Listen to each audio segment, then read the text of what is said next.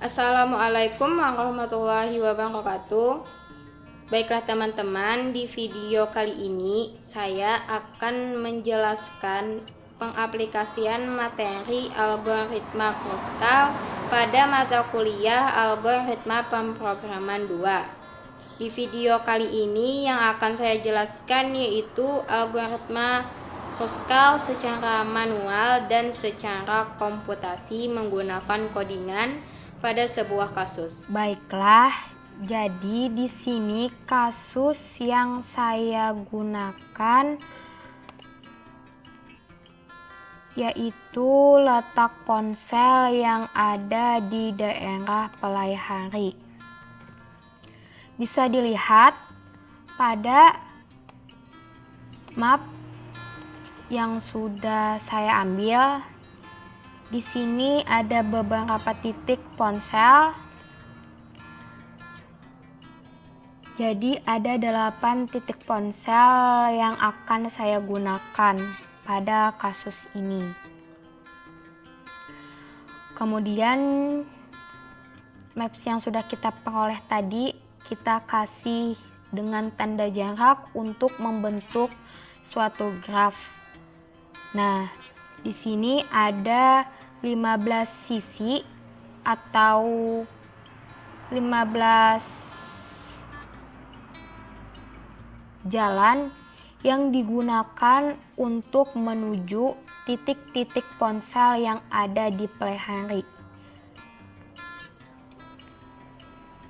Jadi di sini ada Bunda Sel Pelaihari, Gadgetmart, Helena Ponsel, NS Ponsel, dan lainnya. Kemudian maps yang sudah kita peroleh tadi dengan jaraknya kemudian kita ubah menjadi graf berbobot. Nah, seperti nama ponselnya tadi kita misalkan menjadi angka 1, 2, 3, 4, 5, 6, 7, dan 8. Dan ini adalah bobot atau jarak antar ponsel satu ke ponsel yang lainnya. Di sini ada keterangannya. Yang nomor 1 itu ponsel Bunda Sel Pelaihari, nomor 2 ponsel Gadgetmart, dan lainnya. Baiklah, langsung saja kita masuk ke penjelasan codingan. Nah, di sini ada codingan untuk menyelesaikan kasus algoritma Kruskal pada letak ponsel. Bisa dilihat seperti biasa ini adalah awalan kita untuk melakukan codingan di C++.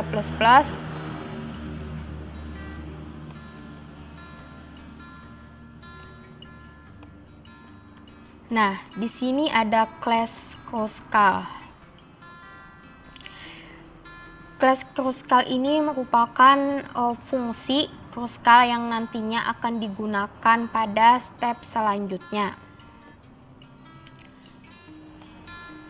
Di sini ada beberapa tipe data yang sudah dideklarasikan variabelnya. Nah, ada juga beberapa void fungsi. Nah, jadi pada tahap ini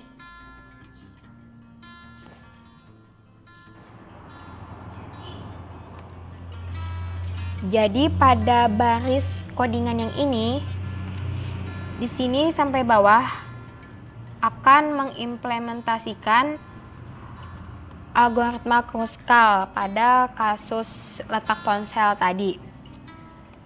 Nah, di sini ada jarak antar tiap titik, itu nanti prosesnya.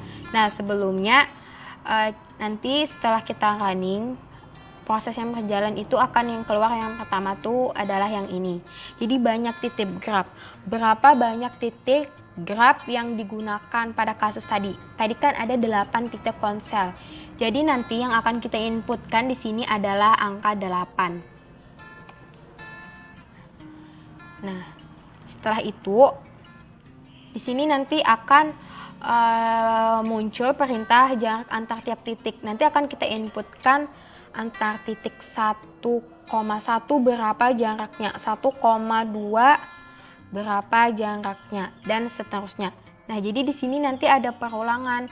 Jadi perulangan ini yang akan mengulang titik yang akan kita inputkan tuh sampai berapa kali, sampai habis.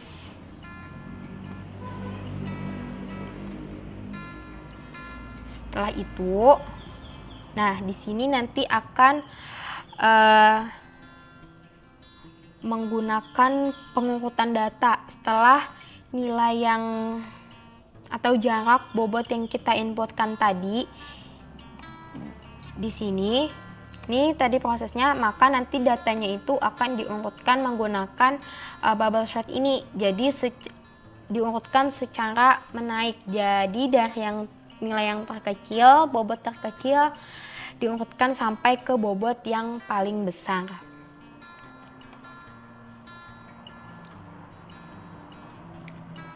Nah, di sini ada prosesnya, nanti akan mengurutkan.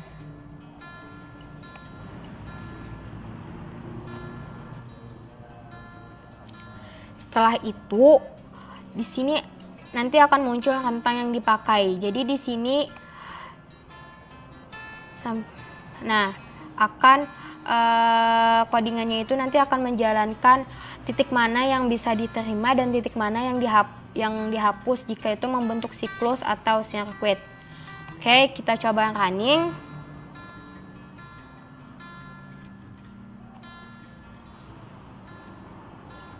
Nah, jadi kita running.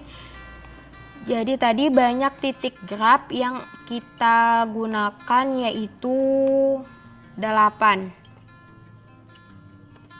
Nah, jadi di sini kita akan memasukkan jarak antar tiap titik. Sebelumnya itu kita sudah membuat graf ketetanggaan yang berisikan bobotnya. Nah, jadi jarak antar titik 1,2 bisa kita lihat, yaitu 1500. Jadi ini kita masukkan sampai semuanya itu selesai.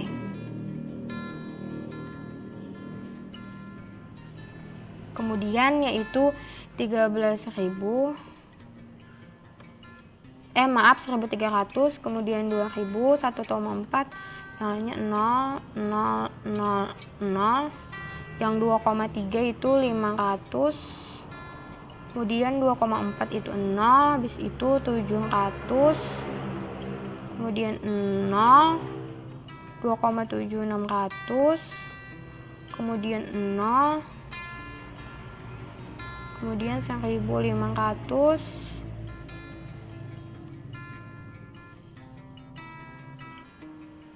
nah jadi sudah semua yang dimasukkan, kita enter.